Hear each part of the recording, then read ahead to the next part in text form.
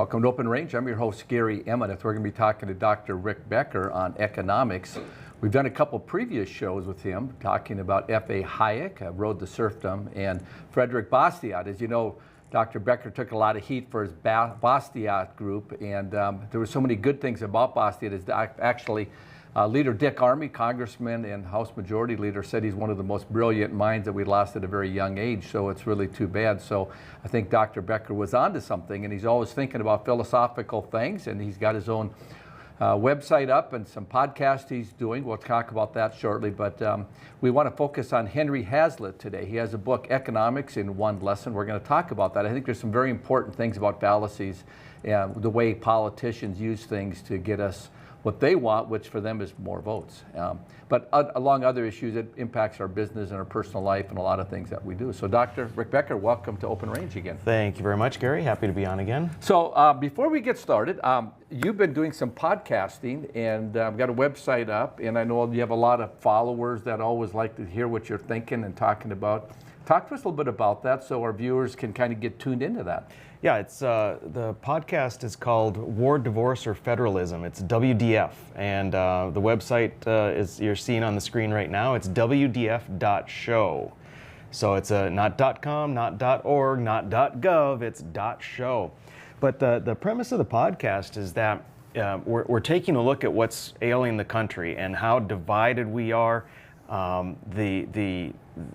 Just how acerbic keeps coming to my mind, but how we're at each other's throats, and why is that? And the reason, in my opinion, and the premise of the podcast is we are so polarized because of what's happening in Washington, D.C. It's a one-size-fits-all, top-down approach. It's not the way our founding fathers envisioned it, of 50 sovereign states doing their own thing, where you've got the only thing the central government was for very limited activities, all enumerated in the Constitution. When we have the one-size-fits-all, all the power in Washington, D.C., then we care. In North Dakota, in Texas, in Wyoming, we care what California is doing because they're trying to control us. And if we were more sovereign, we wouldn't care what California and New York are doing. New York wouldn't care what Texas is doing. We could all be fine. That would take the temperature down. So the idea is, how do we federalize? How do we get back to a federal system the way the founding fathers envisioned? And if we can't do that, if that cannot be done, we probably need to start talking about a national divorce or secession. That's the divorce part of the podcast. And if we are too afraid or resistant to talk about the possibility of national divorce, my fear is that we will then come into the possibility of civil war, the war part of WDF. So when you say divorce, what do you mean by that? I mean, are you talking about like North Dakota saying we've had enough of the federal government, we're going alone, or? Well, right. So a national divorce could be a secession. You've got, we've had episodes with Calexit, the California just seceding from the Union, Texas seceding from the Union. And they just want to go it alone, these groups of people, and they actually have a plan. You can also talk about national divorce in the sense of saying, you know what, this is not working, and so we would be better off if we were more like how the founding fathers envisioned, not such a huge, expansive nation of hundreds of millions of people, but smaller nations. And so you might have, for instance, the California, Washington, Oregon in Pacifica, and you might have a Midwest and a Southeast and a Northeast. And these would be then smaller nations that start off based on the Constitution. That's the idea. Now, a national divorce, Marjorie Taylor Greene really brought the term national divorce into popular terms and discussion because she brought it up a couple years ago. She is saying what she meant was I think a divorce of the type of relationship that the states have with the federal government, and where the power is in the federal government. And to divorce that concept and create a new concept, it's actually not new, but to go back to the original concept where the power was in the states. That's what she's saying she meant by national divorce. And so maybe we'd call that a soft divorce. But there's many ways to look at it, and there are a lot of organizations across the country that are interested in seceding, whether it's from their state. You've got the east part of Oregon that wants to secede from the state of Oregon and move to Idaho. You have the north part of California that wants to secede from California, become its own state, the Jefferson County people. And then, like I say, you've got Texas. There's a movement in Florida. There's a movement in New Hampshire to secede from the Union altogether. So, well, you know, when I was party chairman, I would get these calls, and I have to say, a lot of them were Ron Paul folks as I got to know them a little bit. And sometimes they would start out about North Dakota ought to secede because we got, you know, agriculture, we got energy, and blah blah blah. And I used to go, whoa, what are you talking about? This is like revolution stuff, you know. And and that's been 15 years ago. And it seems like, to your point, people are wanting to rethink what America is. And the concern I have is we become a California or a New York City, like the socialists out there running for mayor, as opposed to what, you know, you and I would envision, you know, and the founding fathers had in mind. Yeah, well, you know, and that's the beauty of it, is if you have a state that wants to go more socialist, they can, and if you have a state that wants to be more conservative, they can. And then we see what Supreme Court Justice Louis Brandeis said, 50 laboratories. And so we can see, like, wow, what California did really was horrible for the people in California. We're not going to do that. And maybe California would look at North Dakota and say, wow, we thought they were stupid for these conservative policies. Look at how amazing they're doing. Look at the prosperity. Maybe we need to shift. So there's the Daniel Miller, who's the guy that is running the Texas nationalist movement, and the Texit. They want to break away. And he posed an interesting question to me. And that was, imagine that your state, so North Dakota will say, was already its own nation. Just imagine it's its own nation. It's trading with the other states, with Canada. Everything is in play. Knowing what you know about the federal government of the United States right now, if there was a vote, if North Dakota was a separate state, would we at this point in time vote to join the United States? And the answer is no. You know it's no. Yeah, it'd be no. With the huge $37 trillion in debt and all the crap that's going on in D.C., if we were already our own little nation, we would never join. So then that begs the question, if you would not vote to join right now, what is so different about voting to be removed? It's an interesting question. Well, you know, and I think there's a couple things. One is national security, which is important to have that in play. I mean, I've traveled a lot, driven 1 million miles plus, maybe 2 or 3 for all I know, but the whole idea of driving when you hit a state border and all of a sudden you go, oh, well, the highways change. They're not quite as good as North Dakota's, or maybe they're, you know, whatever. Oh, the speed limit's 80 here through South Dakota. Well, I guess now it is in North Dakota as well. But before that, you would find these things that America has gotten used to being very much the same, so you can transition between it. And so that national security thing kind of freaks me out when I start thinking about Russia and China and BRICS and all those kind of things. But well, you can't think about, people say, well, that's ridiculous, because they think of the United States and the size. North Dakota, as an example, you can pick any state. It's too small. It could never go it alone.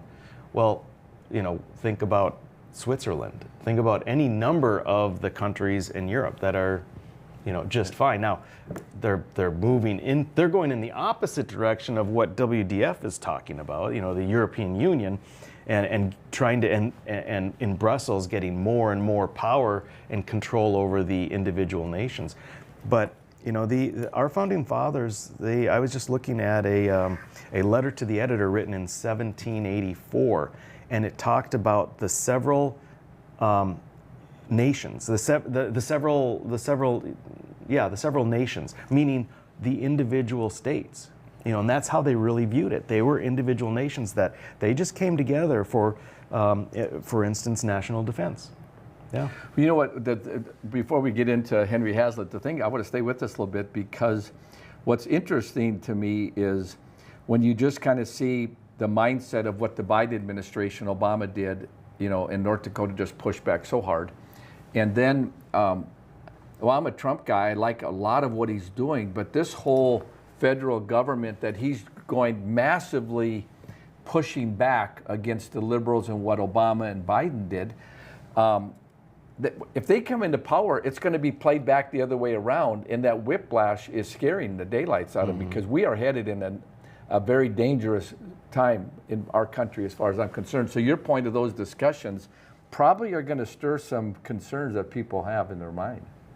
Well, it could be, but the government that's closest to the people is going to best represent them. It's going to be the best form of government. Or Jefferson said something on that order.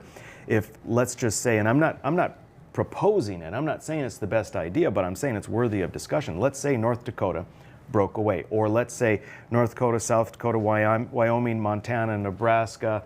Maybe we even go all the way down and include Texas, so we have the Gulf of Mexico. If we broke off and formed our own nation, we are a people then that still can vote according to what we think is right, what we believe philosophically, tend to be more conservative, tend to be less government, tend to be more freedom.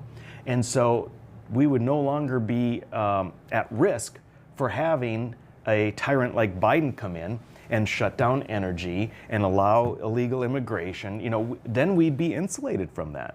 So based on your premise, the challenge we're having is that we had a civil war about 150, 60, 70 years ago, seceding, and so of course that creates a whole nother issue. Well, remember, Czechoslovakia just broke away into two nations very, very peacefully. This has been done many times. Estonia, Latvia, and whatever the heck the other one is, broke away from the Soviet Union. Lithuania, thank you. Broke away from the Soviet Union completely peacefully. So we're going to go to the break, and we come back. I want to pick up on some of that thinking that ties into politicians. Is Economics in One Lesson by Henry Hazlitt. You notice I got books in front of me. You're going to be able to come to Beck headquarters here in Bismarck. You can Google it, map it. I got a couple hundred copies in that if you want a copy, I'm not going to mail them out, but if you want to stop by the front desk, they'll have them on the front desk for you to have. So we've been talking to Dr. Rick Becker. I'm your host, Gary Emineth. Stay tuned. We'll be right back.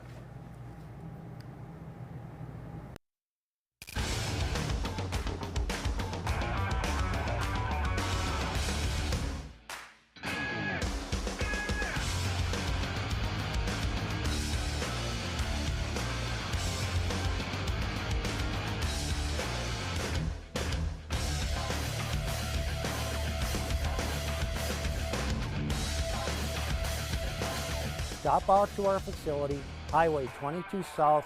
Let us build a truck for you. Hello and welcome to the MHA Interpretive Center. It's the perfect stop along the Lewis and Clark Trail and the cultural hub of the Mandan, Hidatsa, and Arikara Nation. Nestled along the shores of Lake Sagaguia in Newtown, North Dakota, 1 mile west of the Four Bears Casino. You can enjoy amphitheater performances, art exhibitions, and educational workshops utilizing our Living Cultural Center. Enjoy some coffee, browse our gift shop, and learn about the original people of this land. Learn more at mhanation.com/interpretive center. Welcome to Arrowhead Cleaners. Newly renovated, modernized, and ready to make your cleaning needs hassle-free. From commercial and residential wash and fold laundry services to the latest in professional dry cleaning techniques, we are dedicated to your unique needs, offering alterations, fabrications, and even custom hat making. So whether you're a busy professional, a family on the go, or even a rodeo champion, Arrowhead Cleaners is here to take your things from messed up to dressed up. Now celebrating our 64th year in Arrowhead Plaza. Home on the Range offers a nurturing place for teens who may have just come from an unsafe or traumatic environment. Here, they receive therapy and education services centered around animals, and the surrounding nature provides opportunities for work, fun, and healing. Life skills learned at Home on the Range are carried with residents when they return to the community with new talents and a greater appreciation for themselves and others. Are you dealing with arthritis, nerve and back pain, dry skin, or superficial wounds, but found no relief? Give Stewart's Natural Health a try. For over 4 decades, Stewart's Natural Health has been helping people and animals with herbal and natural oil lotions, ointments, and creams with a mission to help you relieve pain and feel your best using the power of nature. Discover the safe, drug-free solution to your pain, guaranteed or your money back. Visit stewartsnatural.health today. West River Equipment of Mandan is here to help you maintain peak productivity in your operation. As an authorized dealer for many high-quality equipment lines, we have the new and used equipment it takes to make your farming, ranching, or construction operation profitable and efficient. West River Equipment also has the parts on hand and the experienced technicians in our shop to get your equipment back in action fast. Find what you need at West River Equipment on Old Red Trail in Mandan.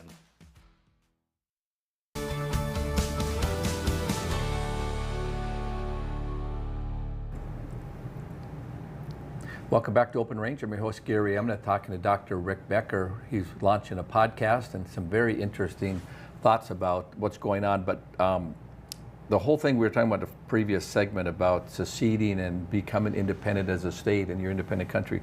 We'll talk a bit about that at the end so the viewers can catch how to go back, find those videos, where they're at, your podcast, etc. But tell us a little bit about how long you've been at this and what kind of catalog have you built up as far as watching stuff? Well, I just started a couple, 3 months ago. I've got, you just yesterday posted my 12th episode. It comes out once a week on Wednesdays.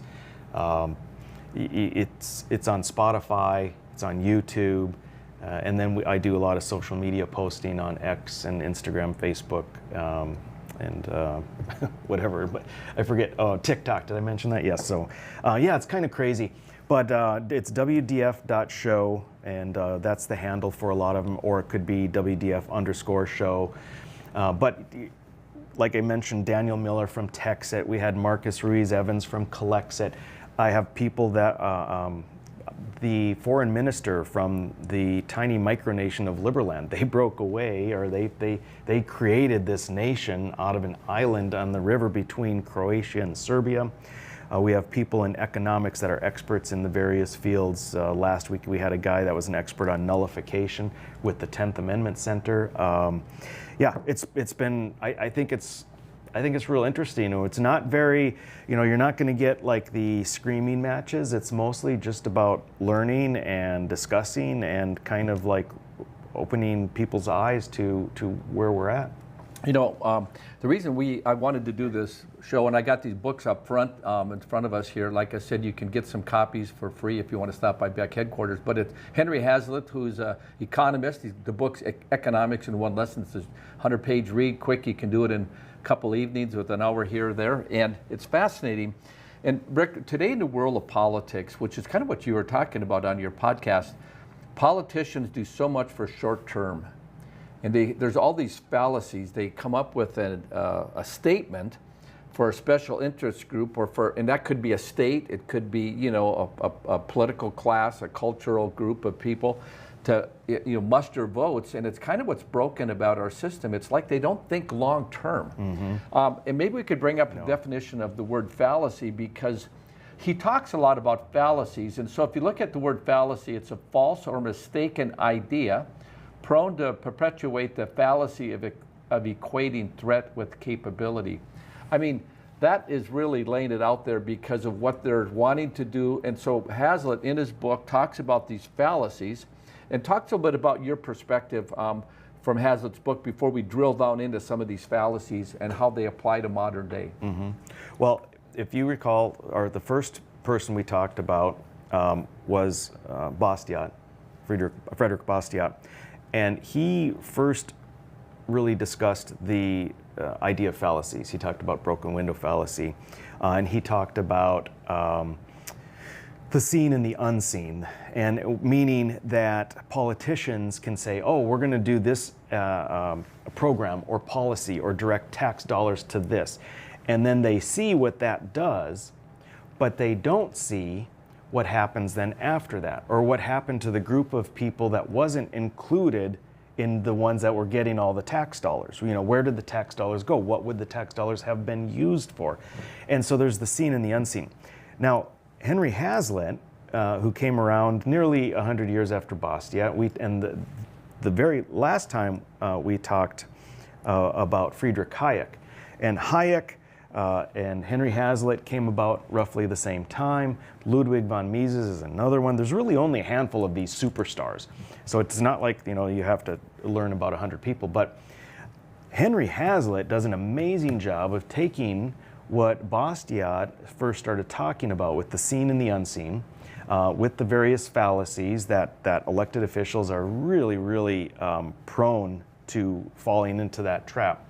And he makes it understandable. And so we talked about the law, we talked about the Road to Serfdom, books that people can read. If you, or if your elected official, is to get just kind of a basic good handle on all of the problems, all of the policies that come into play where these problems, these fallacies can affect good outcomes. This Economics in One Lesson, this is the book to read. It's easy to read. Recommend that your elected officials read it. It goes through different policies, one after another, and lays out why such and such a policy doesn't work. It's so simple, and I can tell you firsthand experience that all of the stuff that the elected officials do, that state legislators do, can be translated back into one of these chapters on why they shouldn't be doing it. For example, I just saw a news article about how they're talking more about the Q45 tax credits for carbon sequestration, carbon storage and utilization, and how, yay, they've increased the amount of tax dollars, your tax dollars that you're paying, that are going to go to companies that do this kind of thing.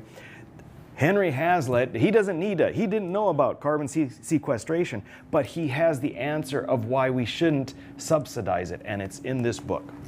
Well, what's amazing is when you look at the way he approached fallacies, it's all those unintended consequences that they never think through long term. And I mean, I think if we just talk about the North Dakota legislature, you know, you served there for about a decade, right? Mm-hmm. And the idea that you got 1,000 bills coming at you and you don't have time to process it, and so somebody comes in and says it'd be really great if you could help out this situation, and yeah, we got a lot of money, why not? But it continues to grow and it never shrinks back. And it just, the growth of government continues, and that's the concern about the federal government with our $37 trillion we have today. But in Hazlitt's book, he talks to us about the broken window. Let's just take a couple of these fallacies and drill down on them. Mm-hmm.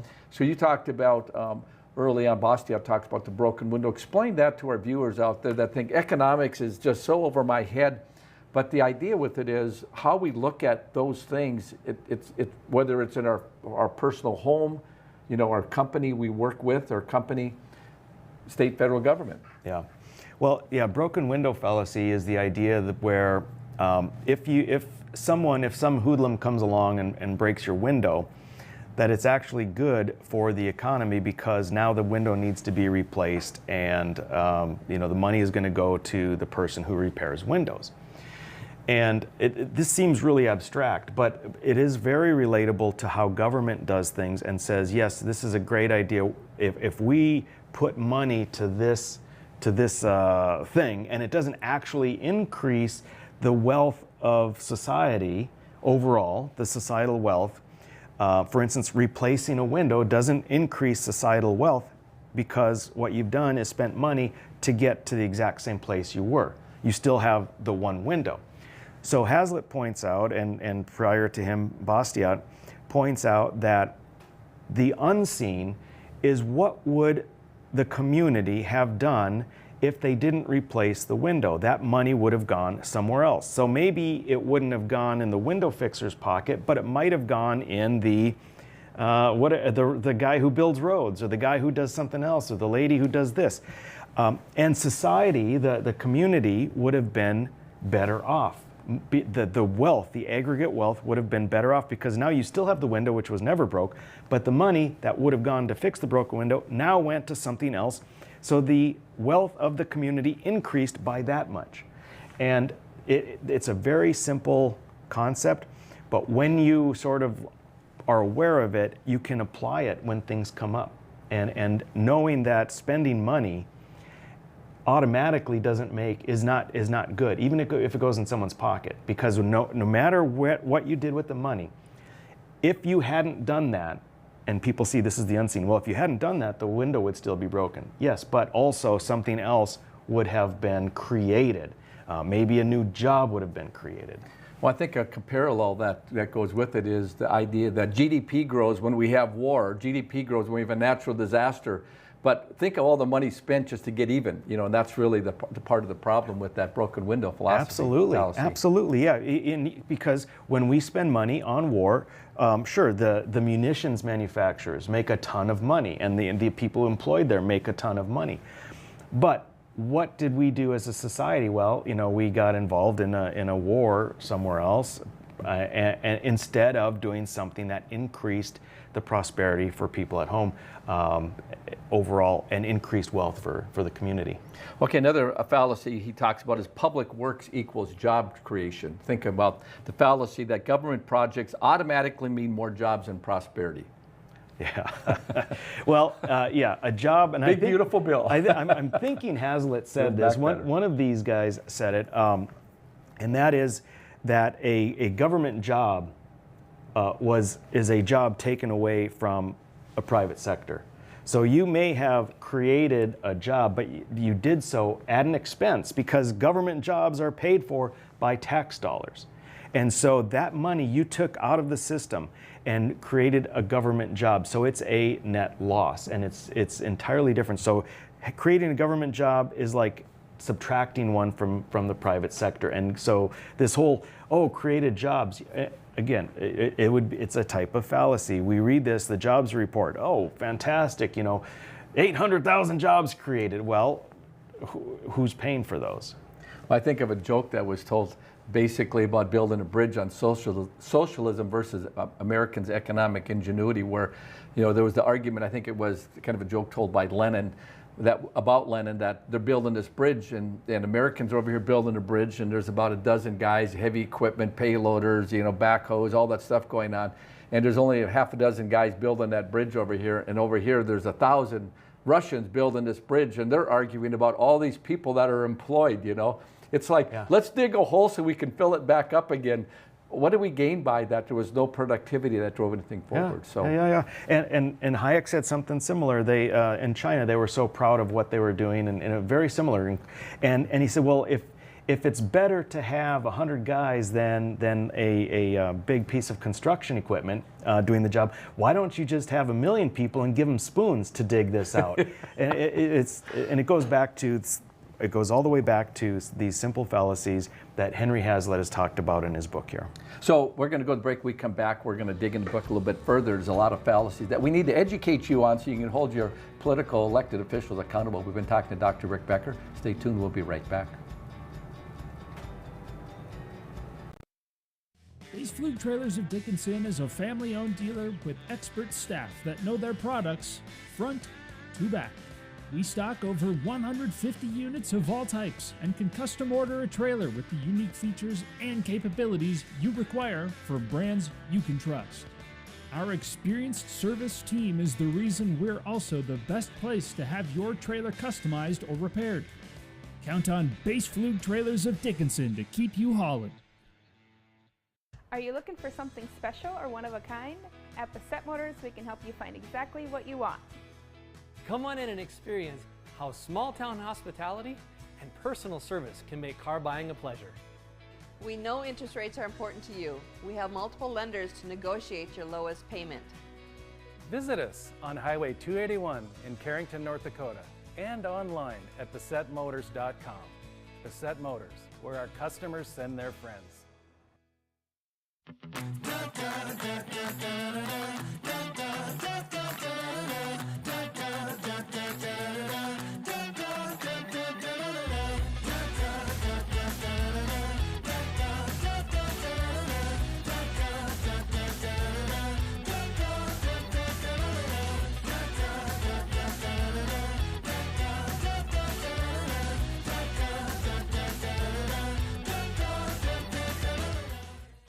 Yeah, U.S. Cattlemen is a member organization that each member has a vote in anything we do with policy.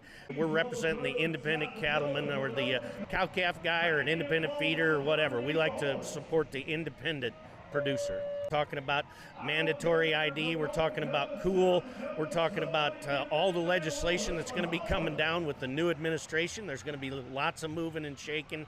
So always check us out at our website, uscattleman.org. I'm $27,000 in credit card debt. Okay. You have to radically do something different, because if you keep doing what you've been doing, you're going to keep getting what you've been getting. Now's not the time to be doing math. The time to be doing math was when we didn't go into $200,000 of debt. If you are freaked out and you're stuck in these debt payments and you think it has to be a part of your life, it doesn't.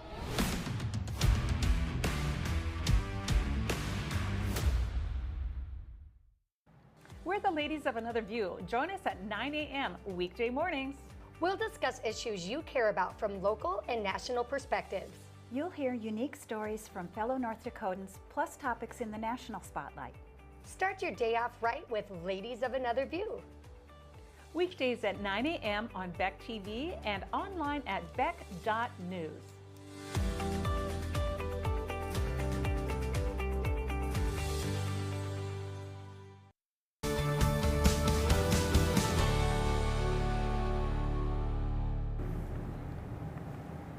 Welcome back to Open Range. I'm your host, Gary Emineth. We've been talking to Dr. Rick Becker. Got some books in front of me, Economics in One Lesson by Henry Hazlitt. Stop by the Beck Studio headquarters here up on 923 Interstate Avenue, North Bismarck, and get a free copy. They're on me.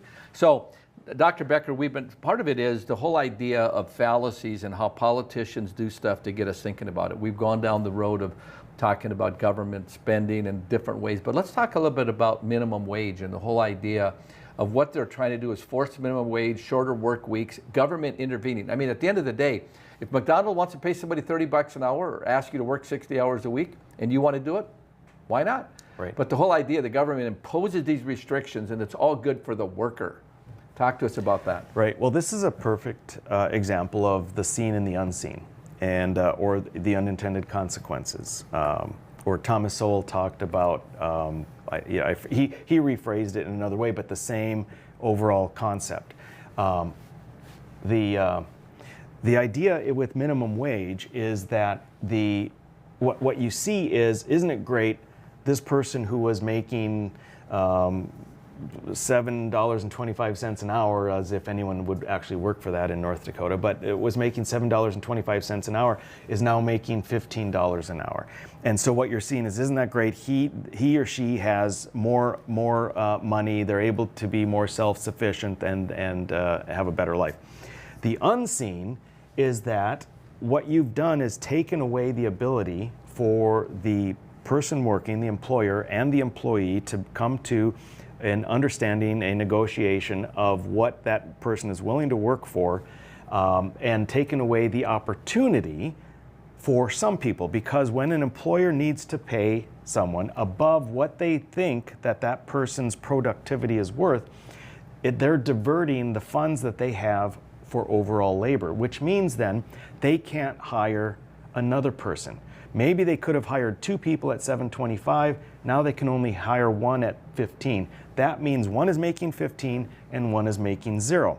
That means the one making 0 is on welfare paid for by tax dollars. See, and that's the unseen aspect of it. The other thing is that what you see is and boy, I covered this in detail in the legislature when there was a push for minimum wage. What you have is, for the ability for the employer to pay a minimum wage that's higher, they have to do what's called wage compression. So what you used to be able to do is work your way up, and maybe you didn't make much, maybe you did struggle in the beginning, but you could stay with the company and start to really do well. With wage compression, they take that away. They take away benefits like retirement, contributing to retirement, because there's only so much that the employer can do with labor costs. And if you push it all in the front end, you cause these other issues for the employees that are there, and you cause unemployment because you can't hire as many people. Well, you know, what strikes my mind is, as a former supermarket operator and having grocery stores, you have a margin that, let's just say you're making 25% and operating costs are X, and you have 10% allowed for labor out of that 25% of your total sales. And so when you did that, if that's my number, if it goes up, either I'm going to raise prices, maybe the market will not allow me to do it. So then I begin to decide, well, I got to cut my payroll. And if I had minimum wage that was 8 and now it's 15, I only have so many people at the checkout line. So sometimes we think, well, it doesn't matter, they'll just charge a little bit more for those that buy more groceries. But at the end of the day, those unintended consequences, if you go into Walmart or these supermarkets today, you will see 15 lanes, but there's 5 open. Well, why is that? Well, it's because they have moved towards only so much payroll they can have. So as a consumer, unintended consequence, rather than me waiting in line behind 2 people, there's 10 people. And so industry then says, well, we got to deal with this. So then we have the other fallacy about technology is going to hurt the labor force. Well, if we just stay with my analogy, well, now we have self-checkout. So now, you know, I can go check out my own groceries. I'm proficient at it. I don't mind, frankly. I'd rather do it unless they got a big load. Yeah. Then I want to let them do it for me. But you know, the point of it is technology also frees up people to do other things and that become more profitable and productive to add to the bottom line, don't they? Yeah, yeah, and there's always resistance because the people that used to make whips for your horses when you're going to go buy buggy carrots. whips, buggy whips. Yeah, buggy whips. My wife is a driver of horses. So that whole industry, you know, went out of business, and it was terrible. And the people that were making those whips were very sad to have the new technology of automobiles come. But it created different opportunity for different. It's the capitalism's creative destruction is what it's called. And so yeah, with AI. Yeah, well, you know, and that's like turbocharged concerns. But still, it will create more opportunity because of increased productivity. Let's pivot a little bit about government spending because, you know, we talk about how government spending, you know, helps stimulate the economy, it creates jobs that, you know, probably didn't need to be created so they feel better about it. But the whole idea of over crazy government spending creates inflation. Talk to us a little bit about the fallacy of what the impacts of what inflation does by government spending and throwing artificial things at it, because that's huge. Well, yeah. And maybe I got 2 questions. That's 2 questions, and if you can answer those 2 questions in detail, you have the answer to everything political. So there's 2 parts to that. One is government spending, the idea that government spending is smart and better off. When I was in the state legislature, we kept on hearing, oh, they have... These agencies, these departments are so ridiculous. They would give these sort of fake statistics, and they would say every dollar you spend on X, Y, or Z, whatever agency, whatever government program, return on investment is 80%, 190%, 300%. No matter how you spend money, as long as you're spending it, as long as the government is spending it on its various policies and programs, we are supposed to believe that it can have a return on investment way, way better than any hedge fund, than any other private investment whatsoever. It doesn't make any sense. And again, this goes to seen and unseen. When government takes our tax dollars and they spend it on something that they have this great idea, oh, this is going to be so great for the economy, you have to ask yourself, compare how it allegedly is going to do for the economy versus if everybody just kept that money in their own pockets and spent it how they saw fit, because they would spend it in the economy.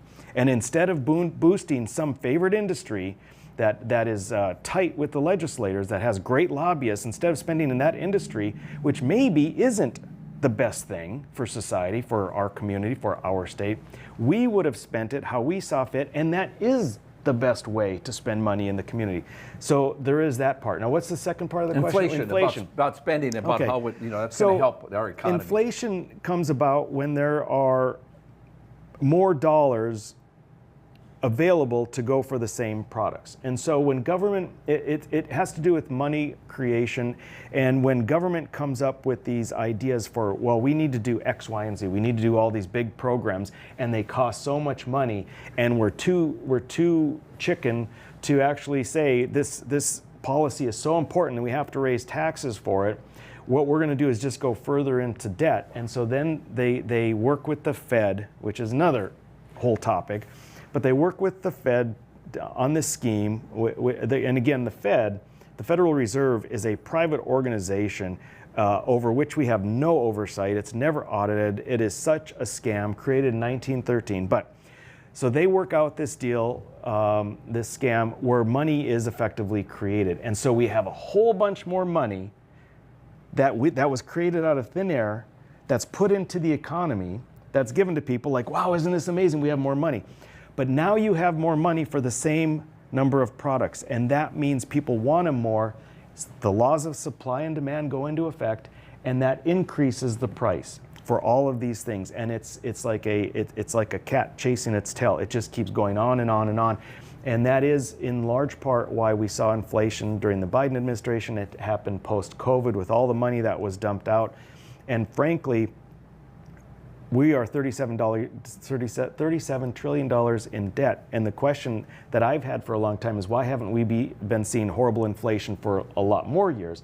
And I think the answer is that we didn't see the inflation, but what it took away was deflation. We would have, if we hadn't been spending so recklessly and going so deep into debt, we would have been seeing housing go down in cost.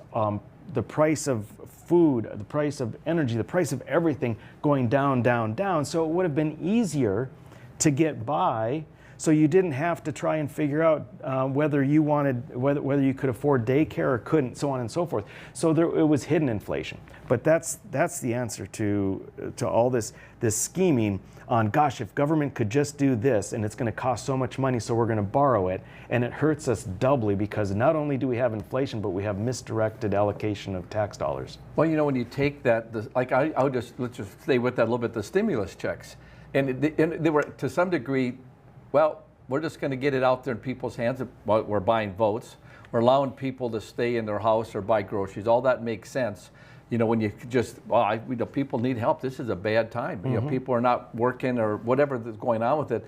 And the government can just print more money, and they just print more money. And I recall saying with my father-in-law watching television, they said, the U.S. government just spent $3 trillion on COVID checks to spend the economy. And he goes, where did that come from? I said, they just kind of made it up and electronically put it in the system, and that's what you're talking about, the Federal Reserve and what they do with that. They sent out those checks, which made people less inclined to want to work, so that decreased future production. It added dollars to the economy, so it eventually caused increased inflation, and it's a debt that is going to have to be repaid at some point in time. So we may say, hey, you know, whatever, that's okay, it was great to have that money. Well, your grandchildren are going to have to pay for it. You know, I hope you're happy. Well, I know it. You know, the whole Ponzi scheme of Social Security, and I mean, it all makes sense, but the privatization that would allow people to direct and be a part of it, and, you know, I've been paying in forever, and I'm finally maybe going to get a Social Security check here in about a month, which would be my first ever, but I'm thinking, what if I'd have put that into a private, those dollars, I would be getting triple of what I'm getting in Social Security. So we've been talking to Dr. Rick Becker, talking about Economics in One Lesson by Henry Hazlitt. Stay tuned, we'll be right back. Hey y'all, it's Trent on the loose. I want to tell you, Lady Blue and I, we got a lot of miles together, but you know what? You and I got a lot of miles together as well. And all I want to do is bring to you the information on how we maintain a domestic supply of food and fuel for future generations. So I'm going to continue to travel the world and unearth the stories that make it possible that we can live in a free United States of America. Welcome to Arrowhead Cleaners. Newly renovated, modernized, and ready to make your cleaning needs hassle-free. From commercial and residential wash and fold laundry services to the latest in professional dry cleaning techniques, we are dedicated to your unique needs, offering alterations, fabrications, and even custom hat making. So whether you're a busy professional, a family on the go, or even a rodeo champion, Arrowhead Cleaners is here to take your things from messed up to dressed up. Now celebrating our 64th year in Arrowhead Plaza. Are you dealing with arthritis, nerve and back pain, dry skin, or superficial wounds, but found no relief? Give Stewart's Natural Health a try. For over 4 decades, Stewart's Natural Health has been helping people and animals with herbal and natural oil lotions, ointments, and creams with a mission to help you relieve pain and feel your best using the power of nature. Discover the safe, drug-free solution to your pain, guaranteed or your money back. Visit stewartsnatural.health today. West River Equipment of Mandan is here to help you maintain peak productivity in your operation. As an authorized dealer for many high-quality equipment lines, we have the new and used equipment it takes to make your farming, ranching, or construction operation profitable and efficient. West River Equipment also has the parts on hand and the experienced technicians in our shop to get your equipment back in action fast. Find what you need at West River Equipment on Old Red Trail in Mandan. At Shots Crossroads, we make 8 gallons of homemade ranch dressing every day, so you can smother your dinner salad with it, dip those crispy golden french fries in it, and dunk your breaded chicken strips. You can even cover your... Wait, no. You can't put ranch on steak. Or can you? Shots Crossroads. Don't forget the ranch. Since 1980, Circle Sanitation has been providing exceptional waste hauling services to every customer, big or small. Whether you just need reliable weekly pickup, roll-off containers for major projects at home or the construction site, or your needs are somewhere in between, Circle Sanitation has you covered. We're a locally owned family business and currently seeking dependable men and women to add to our team. Wages are competitive and benefits comprehensive. Call us today or visit circlesanitation.com.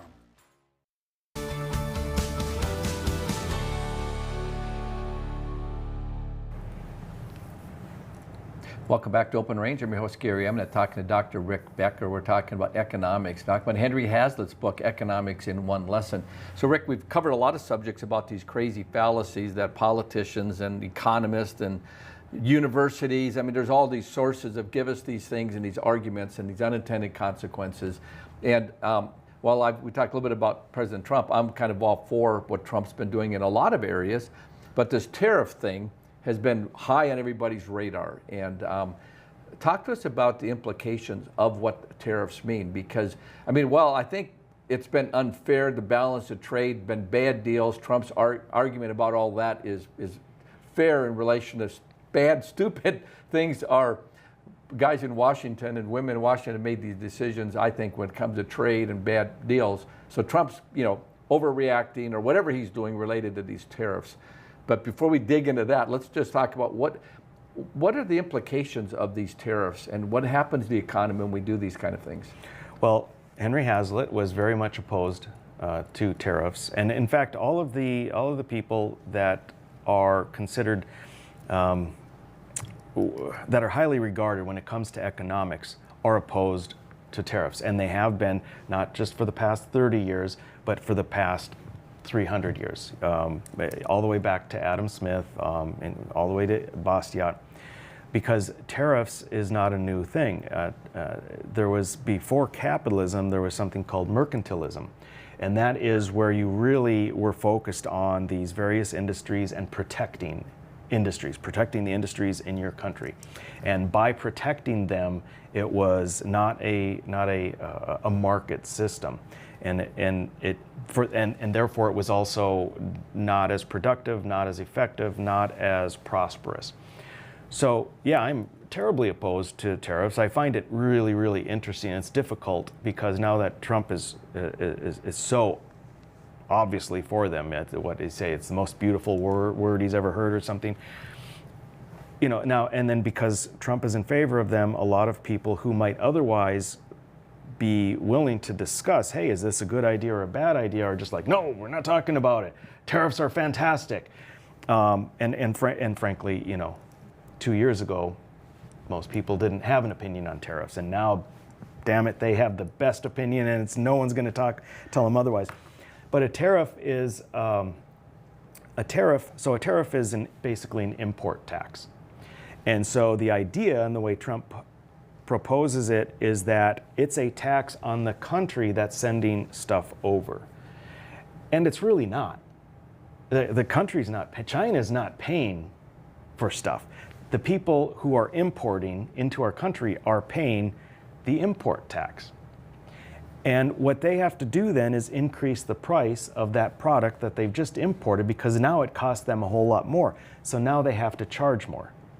The end result is that the person paying for the tariff isn't China, and it's not the importer, it's the person buying the product. So it is well known amongst effectively all legitimate economists that a tariff is a tax on the consumer in the country that imposed the tariff. Now, if people doubt that, let's just take a look, for example, what happened, Trump's tariffs from his first term. He put a tariff on steel, right? And so what happened is steel products price increased. So, well, okay. Not only, so there are two parts to it. One is the product is going to increase. Prices are going to increase. People are paying that tax. The second part, though, is the reaction of the other country, because they are going to have a retaliatory tariff right, on products going in. So we have to take a step back and say, okay, if the other country's not paying the tax, then why are they opposed to it? Well, because their product now costs Americans more money. Americans have to pay more for the Chinese product because, again, the Americans are paying the tax. But now because they have to pay more for the Chinese product doesn't have an advantage compared to the American product or the whatever English or German product. And so now the Americans might buy one of those products. And they're still paying more. The tax is being borne by the American. But therefore, the Chinese product sales are probably going to go down. And it might hurt them in that regard. So then what they do is a retaliatory tariff, and what they did it was it for soybeans. And so the Chinese said, screw it, man, we're going to put a tariff on soybeans. And so now soybeans became more expensive. The Chinese people were going to have to pay the tax, but it was too expensive, so they couldn't afford to pay the tax. They had to do something else besides soybeans. And so the farmers trying to sell soybeans were like, holy crap, I can't sell my soybeans. So then Trump said, well, great, what we're going to do is take $1 billion of taxpayer money and create this program to pay the farmers who couldn't sell their soybeans because the Chinese were angry because they sold less steel, which you had to pay for in taxes, and it goes round and round and round. So tariffs are a horrible idea.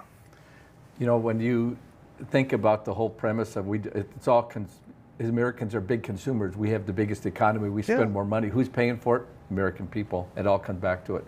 And let's pivot a little bit to just the whole idea of government subsidizing things. You know, there's the tariff issue, but I mean, I even take our state commerce department where they decide we're going to pick an industry that needs, you know, some help, and so the government begins to get involved, and we're going to subsidize it.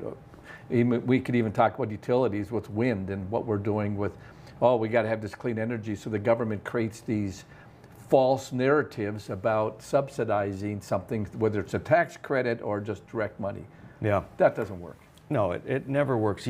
Government, again, what it comes down to is elected officials thinking that they know best, that they know better than the free market. And when we say free market, what we're talking about is you and me, that they know better than us on how to spend our money. And so they take our money via taxes and they say, here's what we're going to do. We're going to subsidize this industry or this program because, gosh darn it, it's so much better for our state or community if we did that. So much better than if we let you spend your own money. So then they say, yeah, this is great. We're gonna take your money and we're gonna spend it on wind energy.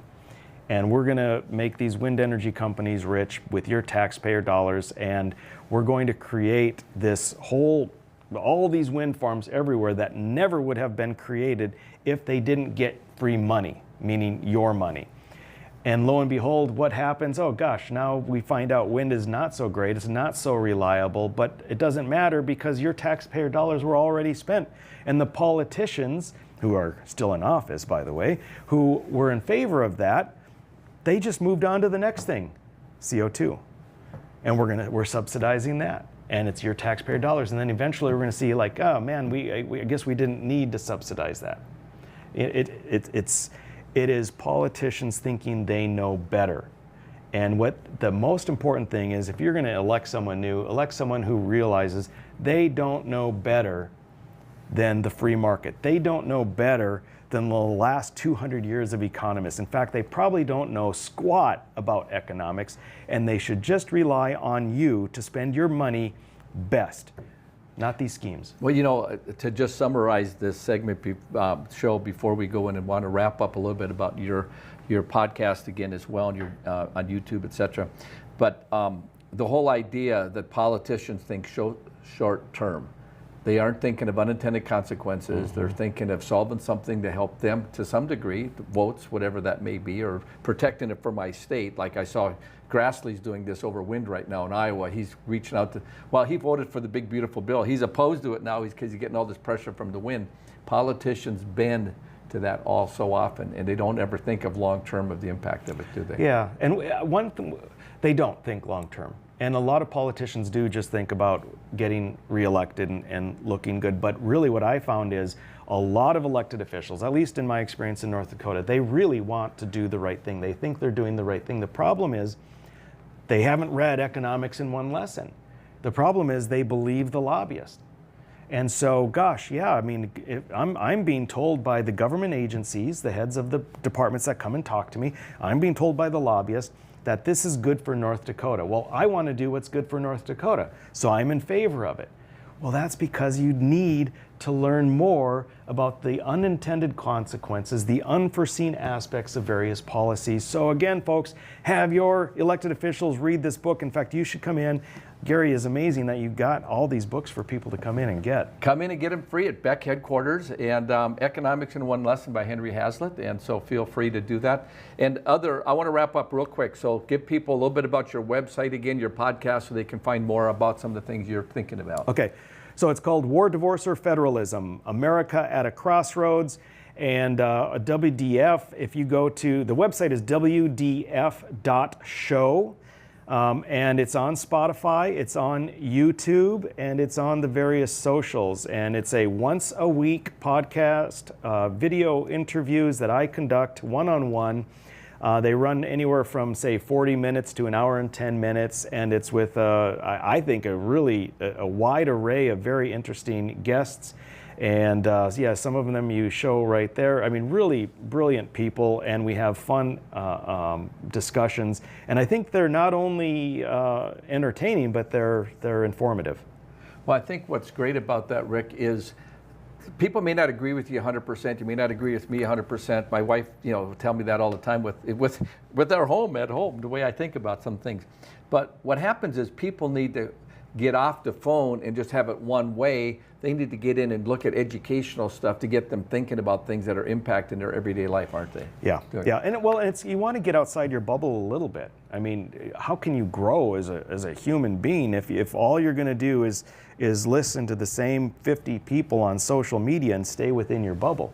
And that's why with War, Divorce, or Podcast, yeah, you might think war and national divorce is the worst idea ever, but it's okay to talk about it and to learn and to figure out how we can avoid it. That's amen. I'd love it. I'm going to get on and watch those podcasts as opposed to watching something of my stuff on Netflix. But there's a lot of things on Beck you can watch and learn a lot of other things as well. However, stop by Beck headquarters to get a copy of Economics in One Lesson. We've been talking to Dr. Rick Becker on Open Range. I'm your host, Gary Emineth. Thanks for watching.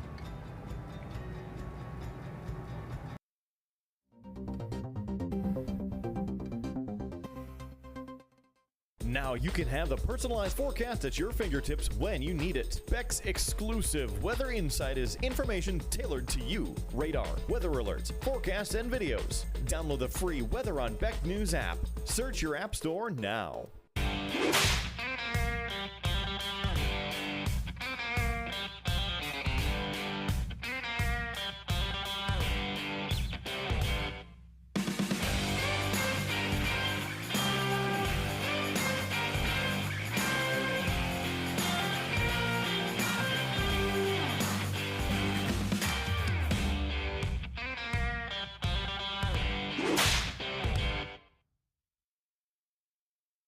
Hey y'all, it's Trent on the loose. I want to tell you, Lady Blue and I, we got a lot of miles together, but you know what? You and I got a lot of miles together as well. And all I want to do is bring to you the information on how we maintain a domestic supply of food and fuel for future generations. So I'm going to continue to travel the world and unearth the stories that make it possible that we can live in a free United States of America. Hi, I'm Scott Hennon, host of the What's on Your Mind program on Beck TV now. From Baker, Montana to St. Cloud, Minnesota, and everywhere in between. We're looking forward to having a conversation with you about what matters most.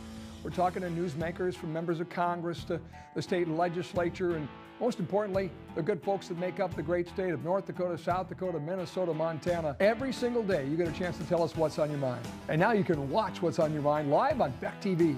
Tune in 10 a.m. live for What's on Your Mind. I'm $27,000 in credit card debt. Okay. You have to radically do something different, because if you keep doing what you've been doing, you're going to keep getting what you've been getting. Now's not the time to be doing math. The time to be doing math was when we didn't go into $200,000 of debt. If you are freaked out and you're stuck in these debt payments and you think it has to be a part of your life, it doesn't.